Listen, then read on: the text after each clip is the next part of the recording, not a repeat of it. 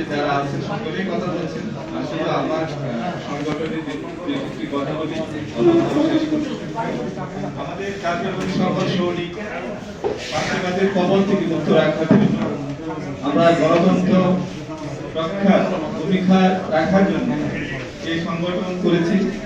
ভারপ্রাপ্ত চেয়ারম্যান জনাব তারেক রহমানের হাতকে শক্তিশালী রক্ষে আমরা জাতীয়তাবাদী গণজাগরণ দল নামে একটি দল প্রতিষ্ঠিত করছি। যারা পদ 25 জন নেতা কর্মী আছেন সারা বাংলাদেশে, তাদেরকে একত্র করে আমরা এই পরিচালনা করতে চাই। আমাদের যেহেতু কেন্দ্রীয় নেতৃবৃন্দরা অনেকে এখানে আছেন, সকলের কাছে আমাদের বিজয়ভাবে অনুরোধ থাকবে আপনারা আমাদেরকে সার্বিক সহযোগিতা করবেন এবং নির্দেশনা প্রদান করবেন, যেভাবে চলবে সুন্দর পরিবেশে আমরা এই দলটাকে সামনে অংশ নিতে পারি এবং আমাদের জাতীয়বাদী দলকে শক্তিশালী করতে পারি।